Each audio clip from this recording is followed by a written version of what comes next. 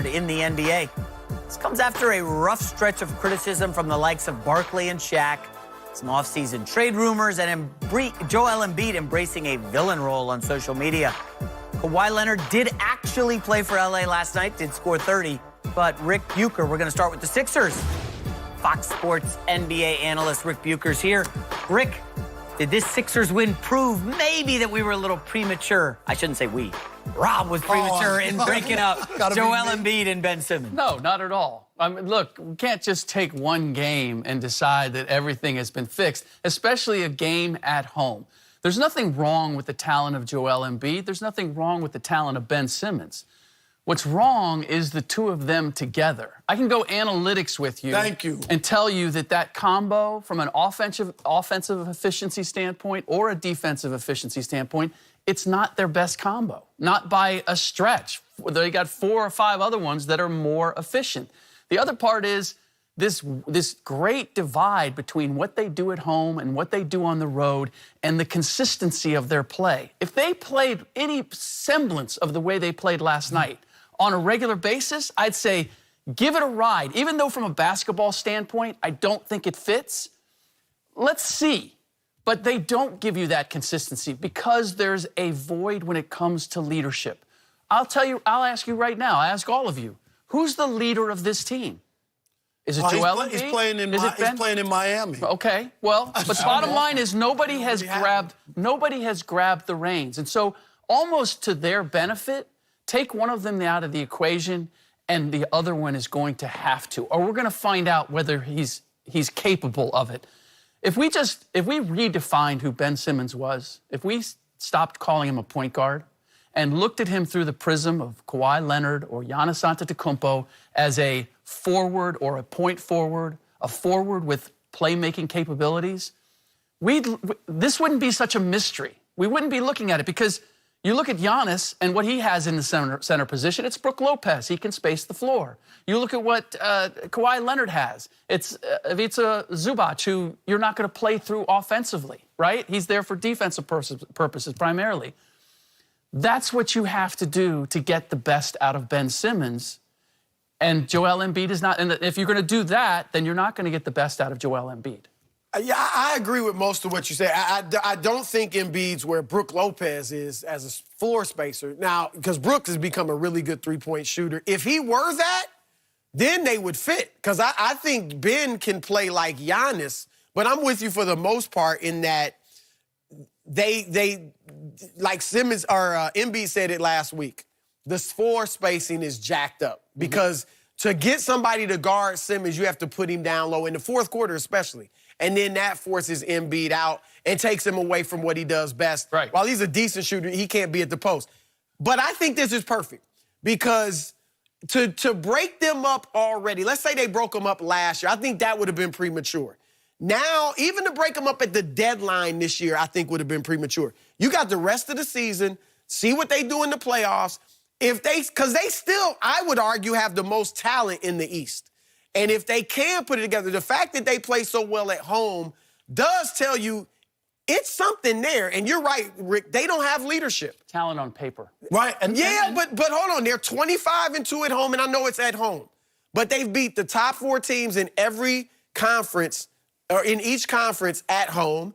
And you're right, it's the lack of leadership and real camaraderie and chemistry in that locker room that makes them so bad on the road. However, the talent is there. Last night, they started Furkan Korkmaz at the 3 instead of Al Horford. Now, he didn't play well. He was coming off 2 30-plus point games, didn't even score last night. But they started Glenn Robinson instead of him in the second half. And Josh Richardson. Right, and Josh Richardson. So space the floor more with the shooter instead of Al Horford, and they found some success.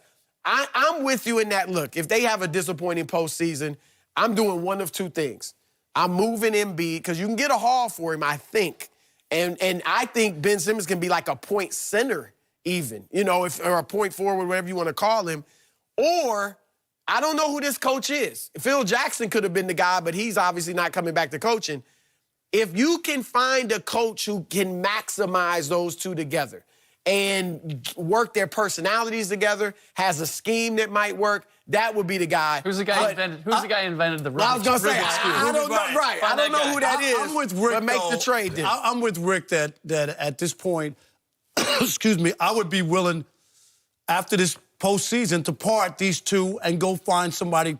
What if it's a good? What if they go out in 6 or 7 in the conference finals? I'm just asking. Yeah, well, I mean, you'd have to rethink that because of how they lost or whatever. What I'm saying. But the other thing is they're locked up financially. Mm-hmm. Like, they've already invested in all the pieces. Are they going to get better? Al Horford's not going to get better. And are you going to count on, like, Josh Richardson knocked down threes? That's the big issue, is that you have to have all these things around you to be perfect for them to be ideal. And I think it's asking too much. Look, it's a fair question.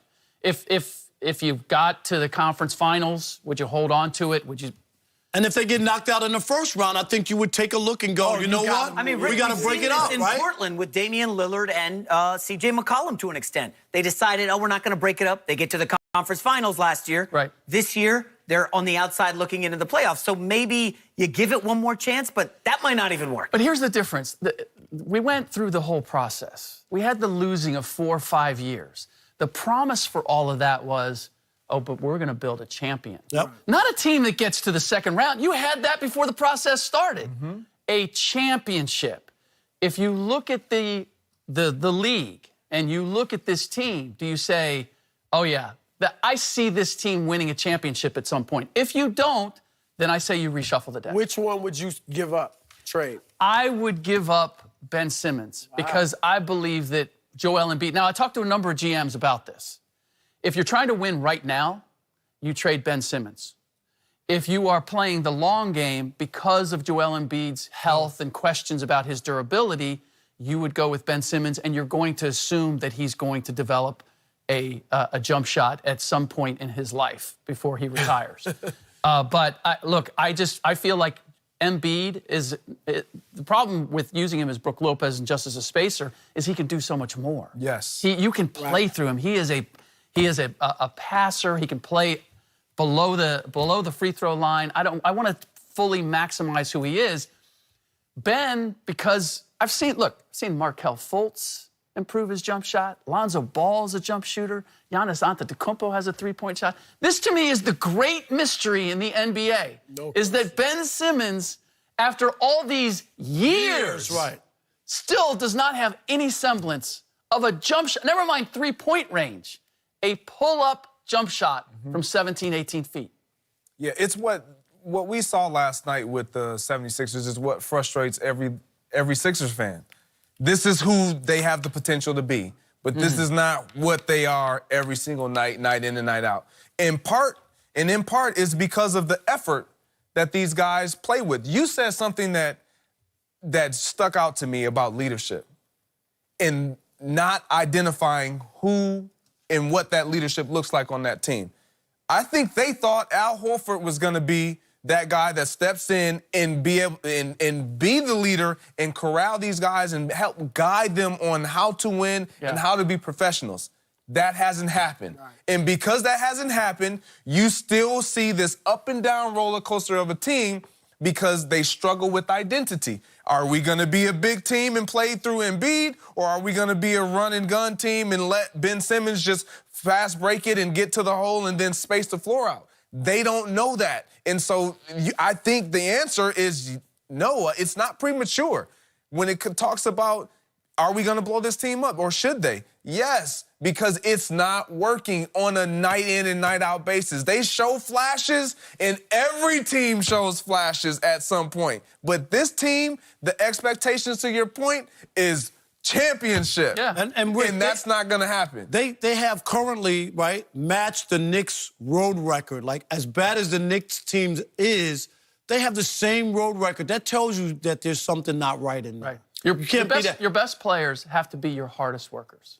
The scary thing for Philadelphia, and I get it, and I'm with you guys, if it goes south this postseason, you break it up. But the scary thing is you're looking at it like, man, we got two great young players. One's a playmaker, one's a big man. Right. Historically, that should go together. That would have been great in the NBA.